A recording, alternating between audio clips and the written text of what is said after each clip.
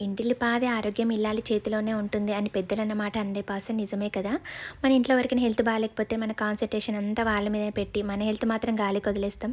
అలా చేసేసరికి నా పరిస్థితి చూడండి, హెయిర్ మొత్తం ఊడిపోతుంది. పోనీ చలికాలం కదా హెయిర్ ఊడుతుంది అనుకుంటే ఫుల్ బాడీ పెయిన్స్, చేతి నొప్పులు, మెడ నొప్పులు, బ్యాక్ పెయిన్ ఫుల్లుగా వస్తున్నాయి.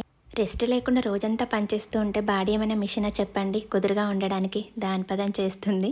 ఇక లాభం లేదు. మన హెల్త్ మన చేతిలోనే ఉంది. మనం ఆరోగ్యంగానే ఉంటేనే కదా ఇంట్లో వాళ్ళందరినీ బాగా చూసుకోగలం అని చెప్పి రియలైజ్ అయ్యి ఇప్పటికప్పుడు ఈ లడ్డు చేస్తున్నాను. అంటే మంతెన గారిని నేను బాగా ఫాలో అవుతాను. తన దాంట్లో ఇలా బాడీ పెయిన్స్ అలా వచ్చినప్పుడు తను ఒక లడ్డు ఇలా ప్రిపేర్ చేసుకొని రోజు లంచ్ తర్వాత తింటే మంచిదని చెప్పారు. ఇంకా తను చెప్పిన దాంట్లో నా దగ్గర ఉన్న ఐటమ్స్‌తో ఇంకా ఈ లడ్డు చేస్తున్నాను.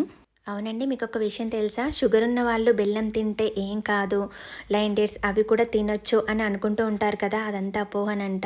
బెల్లం కానీ, బ్రౌన్ షుగర్ ఏది తినకూడదంట.